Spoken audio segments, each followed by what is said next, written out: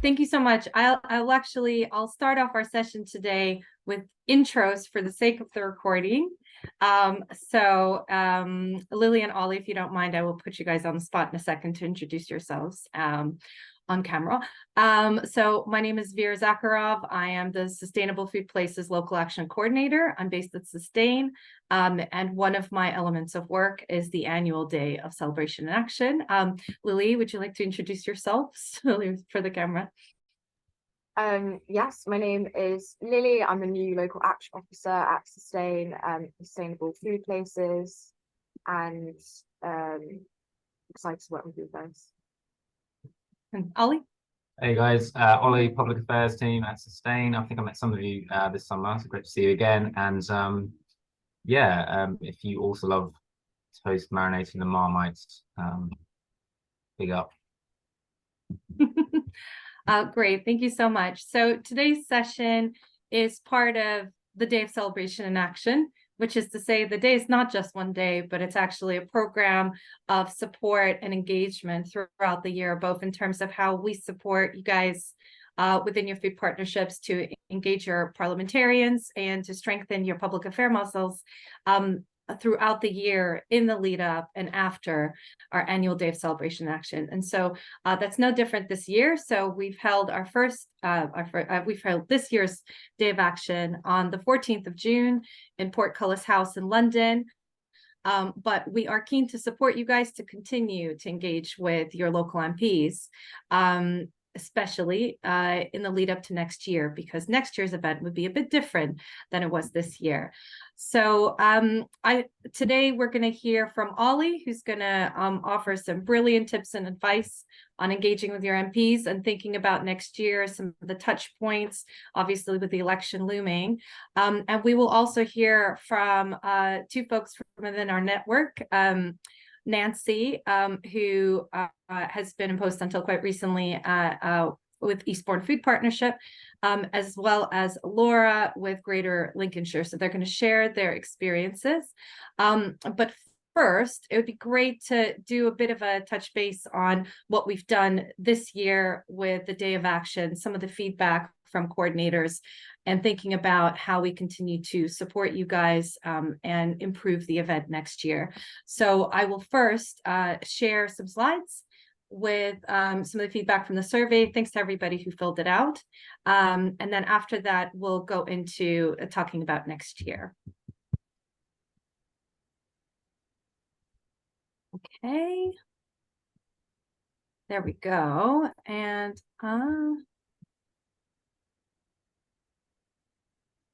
there we go. Hopefully that will engage from the beginning. There we go. So this year, it already feels like last year. And I'm going to hide my face right there so I can see more of the screen. So this year, some of the best outcomes of the Day of Celebration and Action, which we held in Parliament, where we invited food partnerships as well as MPs to connect with one another, to celebrate all the achievements of our network, and to call on MPs to champion the network within national policy, as well as championing investment in good food at a local level. And I think Lily can share the blog that outlines the highlights of the event, as well as our policy calls. But one of the best outcomes was really the sheer number of food partnerships and MPs that we brought together. And as you'll see here from the survey, networking with other food partnerships, we know no matter the theme of the event is really one of the best outcomes of Day of Celebration and Action. So it's such a fantastic opportunity to bring people together to learn from one another. And certainly it was no different this year. And of course, one of the other outcomes is really is a chance to contribute to national policy change, to have some of the leaders within Parliament on food and farming there, speaking about good food, speaking about the value of investing in food partnerships locally and investing in healthy and sustainable food, and the role of national policy within that. But I think one of the other outcomes that, really should come as no surprise is the feeling that we're part of a movement and a community. And again, that is part of the learning and the networking, but also seeing how it triangulates with the role that parliamentarians have as well. And they are indeed contributing to that movement. And while we are a formidable force, and the Day of Action showed just how much expertise there is in the room, the Day of Action, one of the cornerstones of it is allowing politicians to recognize that the challenges to our food system will never be solved by all of this amazing local excellence alone, and they are indeed part of the movement. And I think I hope I don't speak just for myself, but I really felt that in the room, that we are growing the movement to include our local representatives. Okay, sorry, for some reason the slide, there we go. Okay, cool.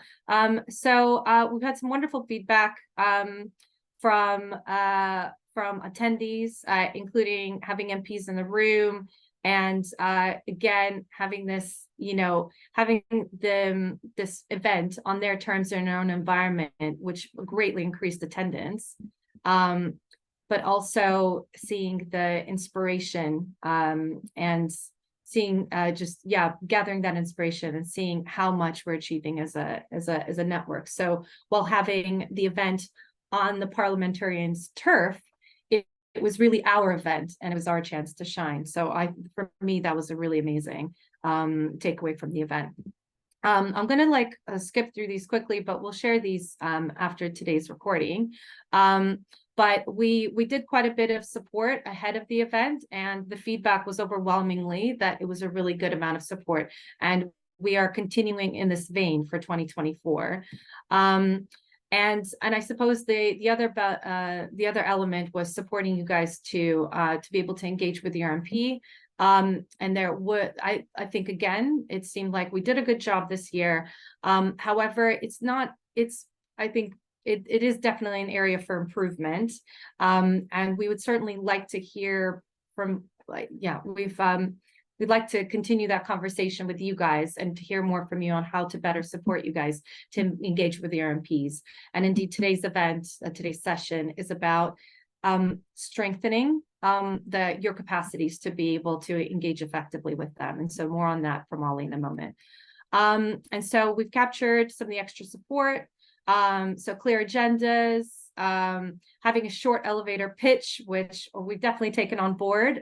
We are a beautiful and complex network, and I think especially to outsiders, it is a really important thing to have in place, to have a really brief, engaging, and concise way when you have just a couple of minutes with somebody who is effectively a decision maker, to get the point across and to get them on board. So some of the other feedback is around engaging with MPs on the day. Sorry, I can't see my whole slides. Oops. So I never know how to get rid of the top bit, but hopefully you guys can see that okay. So people had plenty of opportunities to connect with their MPs, but what's lovely is a few people actually arranged a meeting at a different date soon after the event. So the chance to connect with their MPs was quite high, and that's taking into consideration actually a lot of food partnerships that were there. Their MPs weren't able to come down at all, or indeed didn't engage with them yet. So we've also had some feedback on the interaction with MPs. It was overwhelmingly positive, which was really heartening to see. So I think that is really one of the key aims of the Day of Celebration and Action, is to make sure that your relationships and connections with your MPs grow, and meeting in person is a really huge part of that. And then of course, quite a few people, this was really wonderful to see, quite a few people hadn't attended the previous Day of Celebration Action, and we saw that in the numbers. So we know that this is an area of growth for our network to step into this public affairs space. For those that have, well, there was kind of like a split. I guess the improvement of the relationship with the MP was kind of 50-50, but I would say that is probably because for those who have attended previously and have engaged with their MPs, their relationship has continued. But of course, there's still a number of people who haven't had a chance to connect with our MPs. So I wanted to couch this as, for me, this is an area of growth that we are, by and large, growing, developing, strengthening those relationships with our representatives at a local level. And so I think, yeah, I'll just kind of skip through these in the interest of time, but we will share these afterwards. And I'll move on to the next bit. I'll share screen again. Ollie, I'm going to go ahead and share your presentation, and then when you take over, I'll cycle through the slides for you, if that's okay. So hold on for just a second. I'll just queue it up.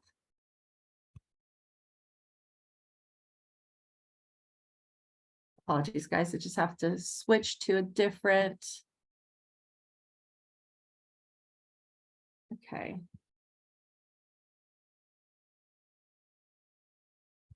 There we go. Hopefully, you guys will see that okay.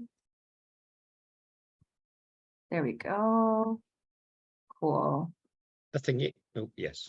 Okay, cool. I think hopefully you guys can see that okay. Great.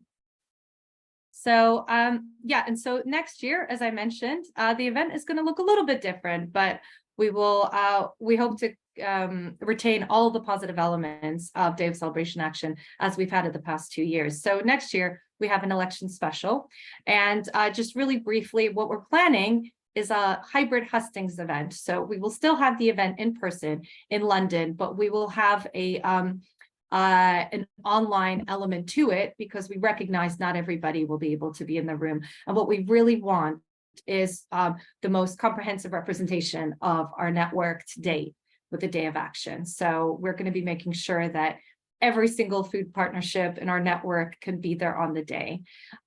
So once again, we will be inviting our food and farming leads from the major political parties to engage with us at the event.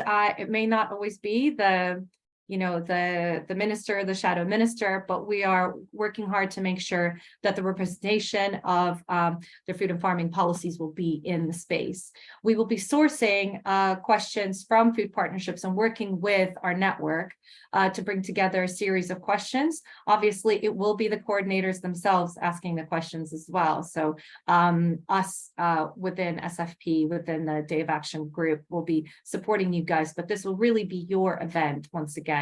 And we will be putting together a kind of a menu of asks for the next incoming government. So thinking about what is our kind of like offer, our request and our offers to the incoming government. How do we work better together as a formidable network of local action on food? And an important thing to mention, I think Ollie will touch on this as well, is we are working on a contingency plan in the event of an early election being called. So we will be communicating with you guys and working to make sure that we don't miss this opportunity to engage food and farming leads within the parties that will be vying to be the next government. So, and I'm gonna I won't stop share here, but actually, if that's all right, Ollie, I'll just pass on to you, and I will mute myself. Sounds good. Thank you, Vera. I'm gonna have to do the Chris Whitty next slide, please. Great, thank you. So just a little bit of context. If you can go back to the setting the context slide, please. Lovely. So as Vera said, it's general election time. I know you're all very excited for it next year, but it's absolutely going to be a general election year, whether it's earlier in the spring or later in the year. We're pretty much guaranteed to have one. And as you've seen already, the campaign trail, you better believe, has already begun. You might have already seen, Keir's very glittery speech yesterday and Rishi Sunak in the week before. The battle lines are being drawn for the campaign trail already. So strap in, I suppose, for the next year. It's going to be a fun ride. But this basically means that MPs want to hear from local leaders now more than ever. anxiety is really building among MPs, especially from those in swing seats and with small margins.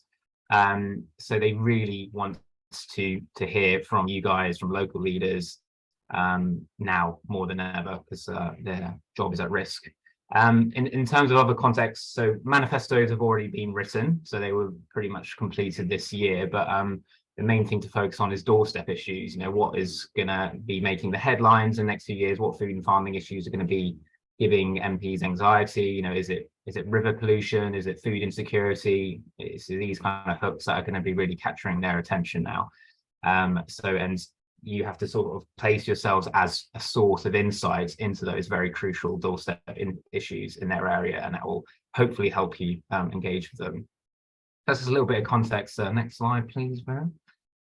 I've made a makeshift, there we are, timeline really roughly of the next few months. So you've got the green boxes, which are just basically parliamentary key moments in the next few months, but then you've got I've done some pink ones as well, just for the food and farming related issues and stuff that Sustain is doing. And engagement with your MP is really a lot about timing and hooking it onto something that's going on. So obviously I've just cantered through a few things there on school meals week, some anniversaries, some report launches that Sustain is doing. And I think we've heard feedback that you want to be more involved with what Sustain is doing centrally on the public affairs note as well. So hopefully that gives you a bit of a reflection. And as Vera said, we don't know fully when the election is going to be called yet, but for example, if inflation goes down early next year and I don't know, some sort of scandal hits the Labour Party, Rishi will probably like to have an earlier election. And if he has a little spike in the polls, we could see a spring election next year. But if it carries on as it is, as you might regard it as a bit of a sinking ship, it will probably be much later in the year, and Rishi will keep it as long as he can. So it will probably be this time next year, but we will have a good contingency plan. As you can see there, we've got a food and farming hustings table penciled in for June. And obviously if there's an earlier one, we will move that earlier in the year. But that's a sort of quick sort of timeline of possible key moments for you to engage in the next year. Next slide, please. So obviously I think I've done these sessions before, when I know a lot of you know how to do this, but if you are still a bit in the dark about who your MP is, do familiarize yourself with these key resources here. So I'm not going to go into too much detail today, because I think some of you probably are familiar, but if you're not, do check out Hansard. They work for you, brilliant website, and Parallel Parliament, really good resources for you to find out what your MP is doing, which committees they sit on, what debates they're contributing to. It's just really good to keep referring to those things. This is an ongoing thing, and you can keep track of what they're doing, and of course their website and Twitter account.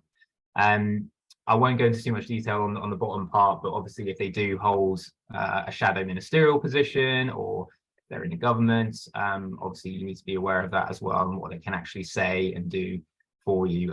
But I'm happy to for you to pick my brain over an email if you've come across something that you're not familiar with, and we can go from there. Next slide, please. Thank you. So in terms of breaking the ice, some of you already have, which is great. Already at the day of action, we saw lots of you meet your MPs, which is great. But this is again an ongoing relationship. It's not just a once a year activity. So keep abreast of what they're doing, join those mailing lists, sidle up to them at events. They will always have a gatekeeper or a sort of entourage around them. So if they do change their staff around them, which they often do, make sure you're introducing yourself straight away, and identifying who that gatekeeper is and building that relationship with them, sending them fairly regular emails if you can. And obviously jumping on the phone is really helpful, and it sort of allows you to break through that ice a bit better and more effectively. Next slide, please.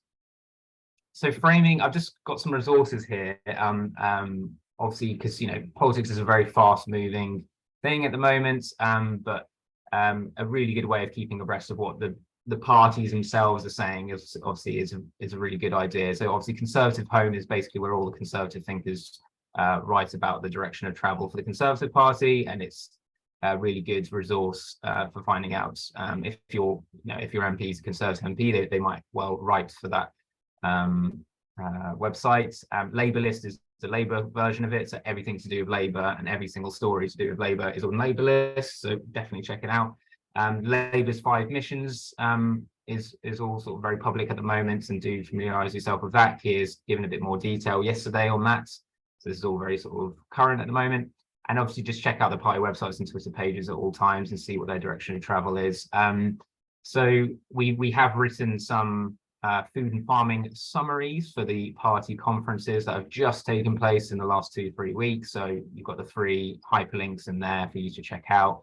So we've highlighted all of the food and farming announcements for the 3 parties, and hopefully you'll be able to have some time to just familiarise yourself on what the food and farming announcements have been. In short, there were some positives. There was some good positive announcements, especially with the Lib Dems food and farming policy announcement was very good in particular, but they're all sort of interesting announcements on food and farming. So do check it out. I'll move to the next slide, please.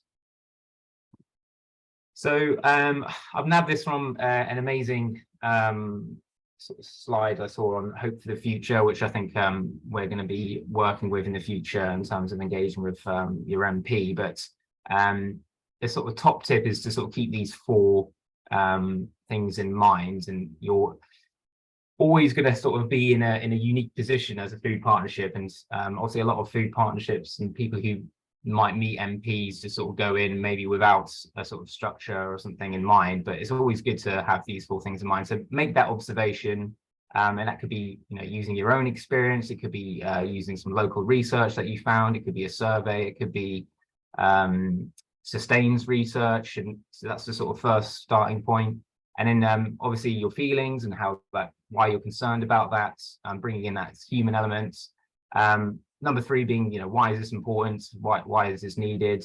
And sort of put it in the context. And the most important one is the requests. So what are you actually going to ask your MP to do? And that's something which a lot of people maybe miss out, I suppose, is that the first 3 things are maybe covered, but then what tangibly they can actually do for you is maybe a little bit less clear. So the next slide, hopefully, Vera, if you can go to the next slide.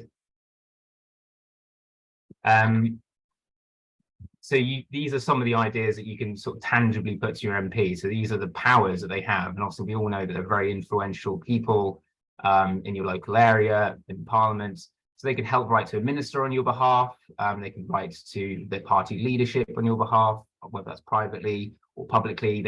They tend to prefer private correspondence. So if you're doing like a big sort of open letter of things, it's often a good idea, but sometimes MPs are a bit more cagey about public facing correspondence. So they're always more than happy to privately write to a minister or a party representative on your behalf.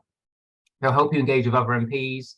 They'll submit questions on your behalf. So that's either in the chamber itself or as an oral question or as a written question, which can be submitted at any time. They will obviously, they should, especially in the next year, do site visits and come and see you and attend events, come to your issues that you're doing locally and events that you're doing locally. They can write to local leaders in your area, and of course they can support bills on your behalf, and obviously that could be something a bit more further down the line once you've built that relationship with them. So these are some of the requests that you can make, and it's good to have this in your armory really before you meet an MP. And the most common ones are the top one, to be honest. Like most people just ask them to write to a minister or a party spokesperson. Obviously, if they are a party spokesperson themselves, that's even better. So you cut out the middleman. But obviously, most of you will be dealing with backbench MPs who will be a sort of bridge to the leadership teams. So just moving on.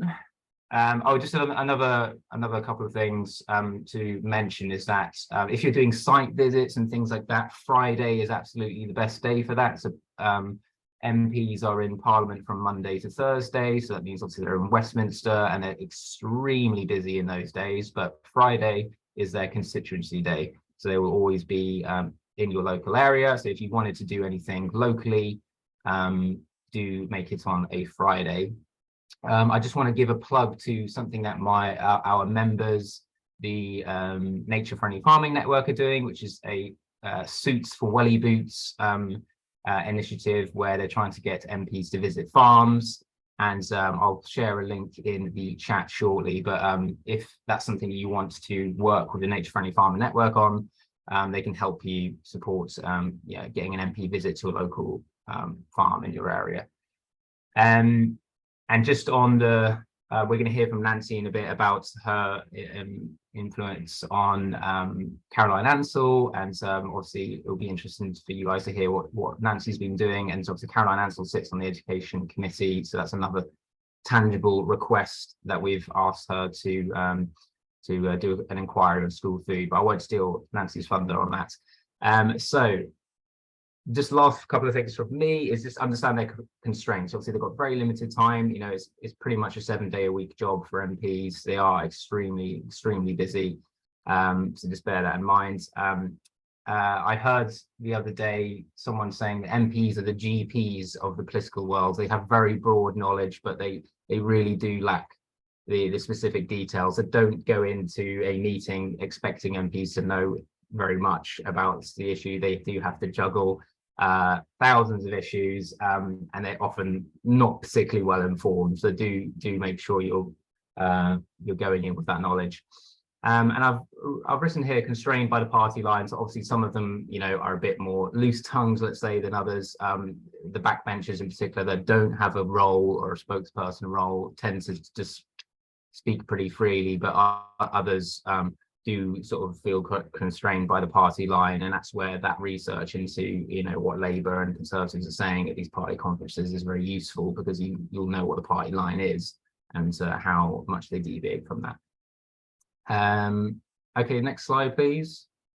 So yeah, just a big USP for you guys, obviously, is that you have local people at your fingertips, and I think this is such an important thing. This is what MPs are sort of looking for, is those authentic voices, local farmers, local businesses, teachers, and that's really your unique selling point, and that's why, you know, MPs would be really interested to hear from you. Robert Halfon, he's an MP who gave his sort of top tips for engaging with MPs, and he said, make it personal, make it local. So they're the two most important things, and you guys, I think, are very well placed to do those two things. Just as we're approaching election year as well, other candidates are emerging from the woodwork. Obviously, some aren't really announced at the moment, but let's say we're getting an early election, you might want to keep abreast of who's putting their hat in the ring. So you can find out who is running on the Electoral Commission website, and there's also a really good website called Who Can I Vote For? And obviously there are other ways, you know, through Twitter. There's a good page called Tomorrow's MPs, which is really good at finding out what candidates are running. And there's nothing to stop you from engaging with those candidates, and you'll probably find that they're quite keen to engage with you as well, and get involved. And lastly is just to say, obviously it's a long game, it's a marathon, not a sprint. It's a bit cliche, but you know, these relationships are a sort of long-term thing, and obviously if you lay the groundwork now and build that foundation, hopefully we've got something to build upon in the future. And yeah, I suppose just a more of a political nerdy point is that you know, if you're from a Southeast partnership or Southwest partnership, you know, you might be interested to know that, you know, the Lib Dems are really focusing on that area at the moment. So you might want to look into sort of the Lib Dem candidates. If you're in sort of urban areas, you might want to look at who's the second place party in those areas. It could be Labour, it could be Conservative. So on that sort of candidate point, look at who the sort of second place party is in particular in your area, and it does really vary. But particularly in like Southeast, Southwest is Lib Dems. Obviously the Red Wall is a particularly big area for both Conservatives and Labour. So if you're from those areas, do keep that in mind. But I'll stop there for now, and I'm happy to answer any questions. Thank you. Oh, hi, Ollie, just in the interest of time, I think we'll move on to Nancy and then Laura. But if anybody has questions, please do put them in the chat, or have them noted down for the Q&A later. Thank you. Yeah, Nancy, if you'd like to take over, and yeah, thanks.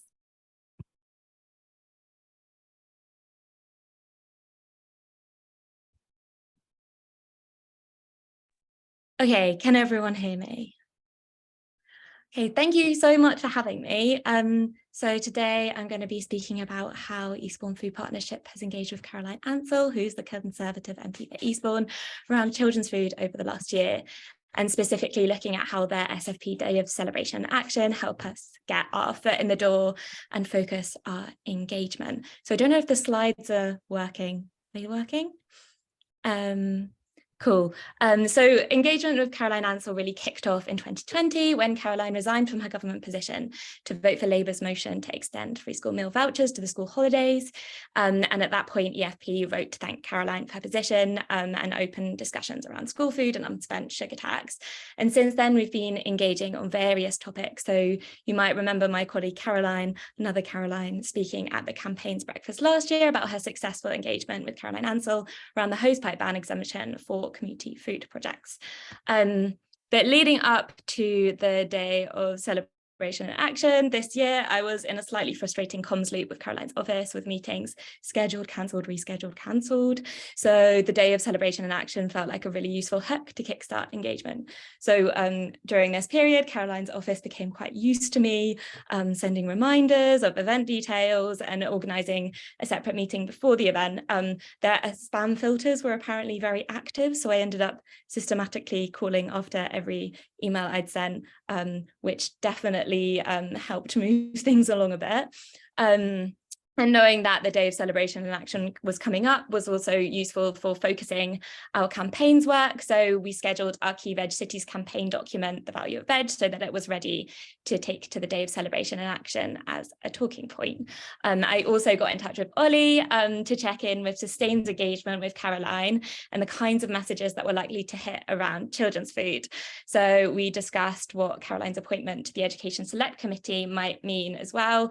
And that ultimately led to the food partnership, including a select committee inquiry into school food as one of our key talking points. So it's worth noting that despite this preparation, the Day of Celebration and Action didn't quite go to plan. So Caroline got caught up in voting during the meeting we'd scheduled the afternoon before, which meant that I ended up meeting with her during the event the next morning, which I felt was a bit of a shame for Caroline to miss hearing from other food partnerships and other MPs interested in food.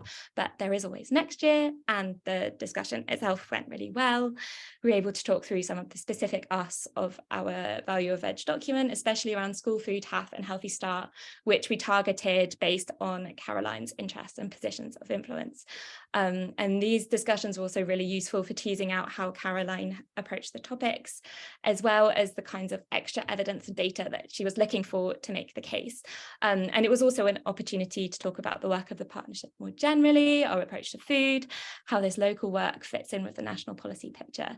And that, I think that really helped to cement the recognition of the partnership as a kind of authority on food, and raise other interests that might be relevant for future engagement. So for example, she also invited me to go to the Sussex wine strategy launch that happened to be taking place in Parliament that day. And also, sparkling wine wasn't really one of our priority talking points, but going along did open up topics like good food economy and food tourism that we wouldn't have otherwise broached. And I think that was really good to kind of cement our relationship with Caroline and show willing. So the day left me with some homework, as Caroline had asked for more specific info around various aspects of children's food to add more empirical data to our arguments. And I was really keen to build on the engagement that we'd kicked off at Westminster. So with the support of Sustain, put together a children's food policy briefing, kind of as a more formal basis for our policy asks. So I kind of approached the document by trying to link the issues that we discussed during the Day of Celebration of Action with kind of national and local arguments for policy change, local food partnership work, and then recommendations for action from Caroline. So the document is available on our website and at that link, and I can share with the SFP team. So we shared this document with Caroline's office, which led to a further meeting in September. We discussed kind of issue by issue the opportunities for Caroline to act, where more info was needed, and it was a very kind of in-depth meeting, which we really appreciated from Caroline. And the key take home was that she would be willing to ask for a select committee inquiry into school food with a bit of extra kind of information around the structure. So I came away again with more homework to suggest an outline and relevant witnesses to help her make the case for the inquiry.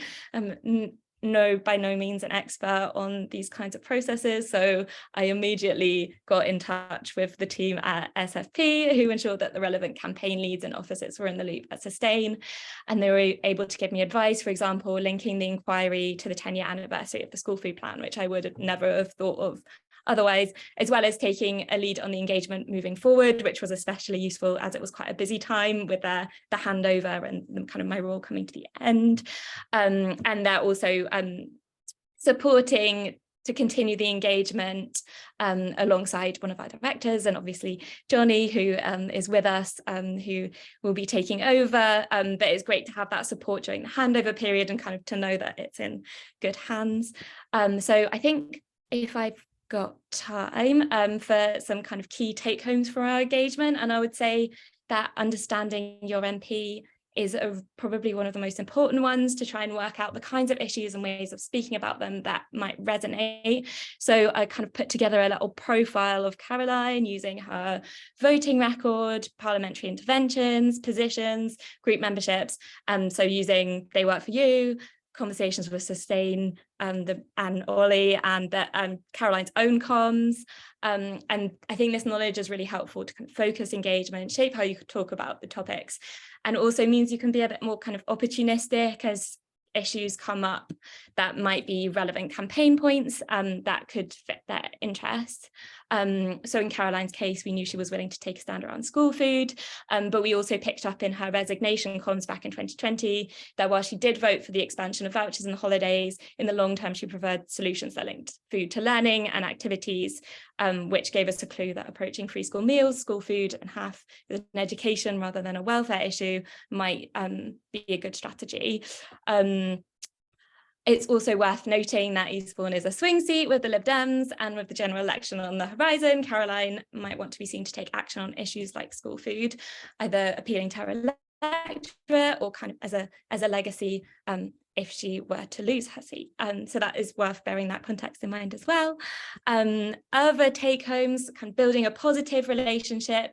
So that really shows how we can work together to make a difference. So thanking Caroline for her stance on free school meal holiday vouchers and using this position as a platform for further engagement around the sugar tax is a really good example kind of historic engagement, with the hose pipe ban, which showed how she could use her position to help support Eastbourne communities in quite an immediate way.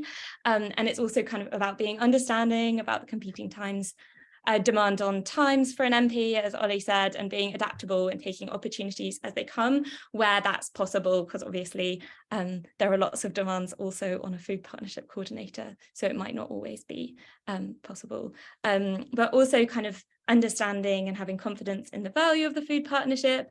I think I was initially quite nervous about this kind of engagement. I don't have a public affairs background.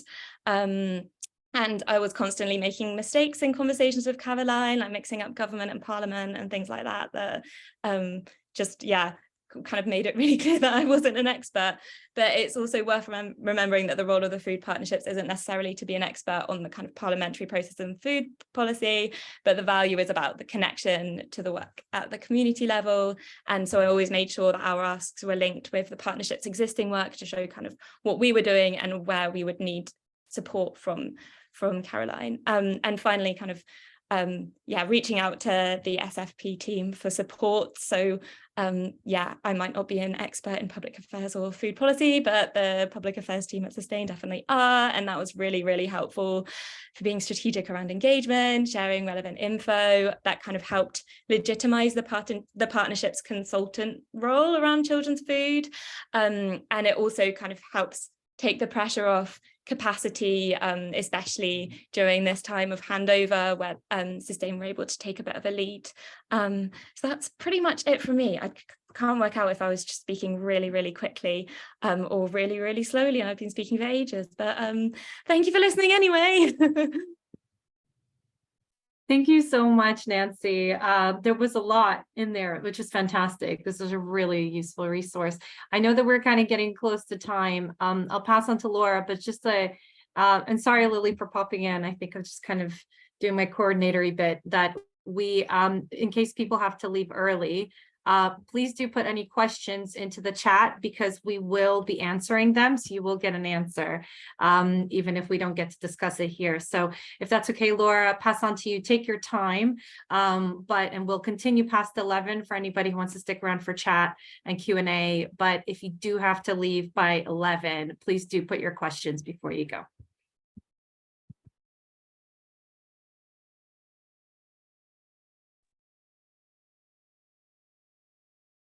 So I am a coordinator at Greater Lincolnshire Food Partnership, and I'll just give you a really brief background to Lincolnshire. We're Greater Lincolnshire is like Lincolnshire County plus a couple of unitary authorities. So I think we've got something like a total of 13 MPs representing us.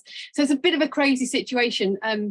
And I started off by emailing all of them, and my first mistake. So like, thanks a lot for making me follow Nancy, because I think you can learn more from our mistakes.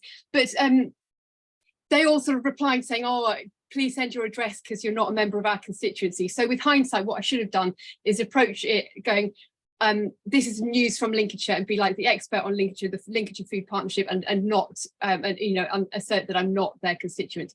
I'll do a quick screen share with you, not because I've made many slides, but because just to show you the people that I'm engaging with, because it's maybe more interesting than my face. So out of all those 13 MPs, I got responses from 2.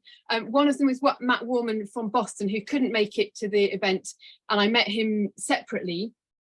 So he agreed to, so totally props to Ollie, because all the advice was really, really helpful. And I researched Matt Warman, and he's all of Lincolnshire's MPs are Conservative. It is quite difficult to find hooks.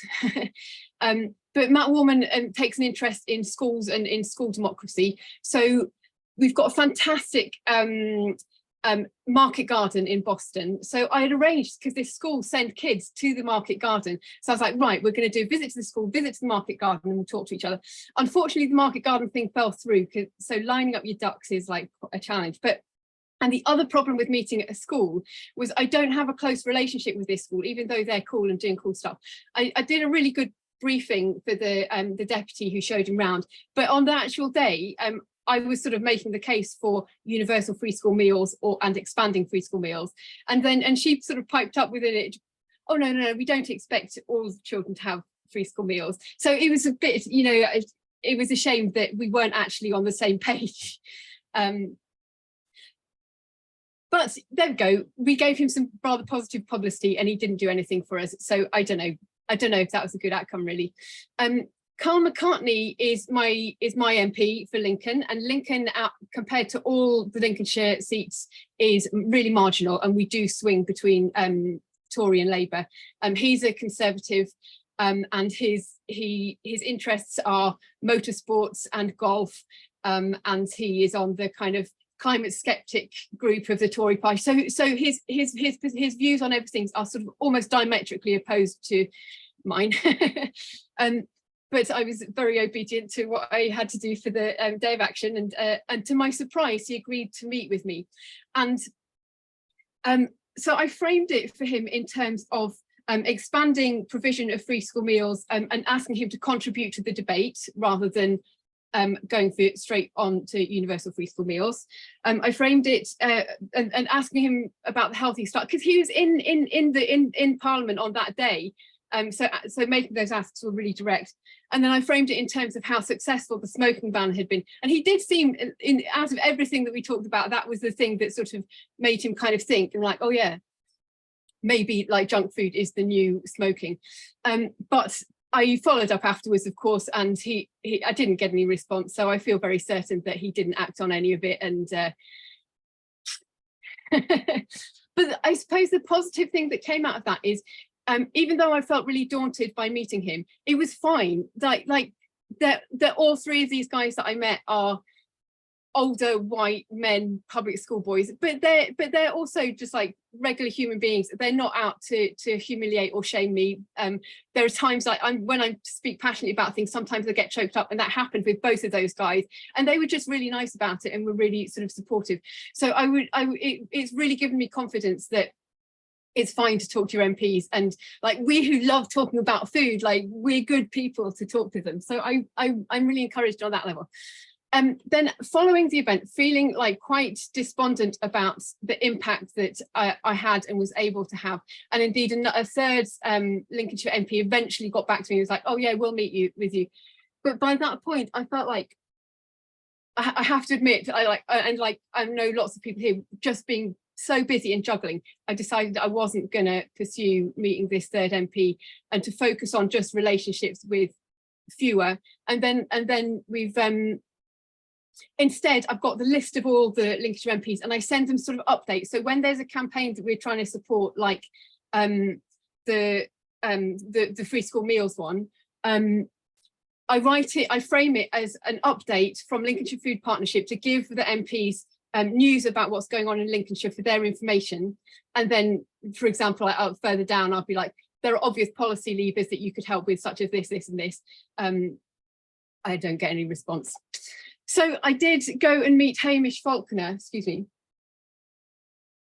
who is the candidate for Lincoln at the next election, and he's in with a very good chance. I think he's a really smart guy, and it's a swing seat. And so I thought I'll have a chat with him. And interestingly, although it was a really good conversation, interesting conversation, and he was sort of asking good questions, he was also really not willing to make any commitments at all. But because I previously met Carl McCartney, he said, oh, is Carl doing anything for you that I can match, that I can do? And unfortunately, Carl set the the baseline so low that there was really very little to ask. But I'm keeping in touch with him and keeping him posted. We've got World Food Day event coming up, and I've invited him. So next steps going forward, I think between now and the election, I'm probably going to put my attention on local authorities. Actually, we had a really good meeting with Lincoln City Council, a representative, one of the elected representatives, the portfolio holder for inequalities with Lincoln City Council, and we got a good meeting, including officers, including board members, and we asked her to make a statement for food as a public good, and we based it sort of on the Food for the Planet. So I feel optimistic with Lincoln City Council, and I maybe stop there. Thanks so much. Thanks, Laura. And I guess it's worth saying that there's local elections coming up. They'll be happening in Greater Lincolnshire as well, won't they? In May. So it's certainly, that is a really good point, that your kind of political engagement work at a local level certainly does include your relationships with, local council policy and the leadership and central role of councillors themselves as elected representatives to lead on that. So that's it's a really good point, that if you're not progressing with relationships with MPs, there's still quite a lot of work to do locally. So thank you so much, Laura. That was really great. And we have just a few minutes, but I thought we could pass on to a Q&A. And I suppose we'll end the recording here. Thank you again to everybody who presented today. It's really brilliant. And we will have the recording online, and then we'll include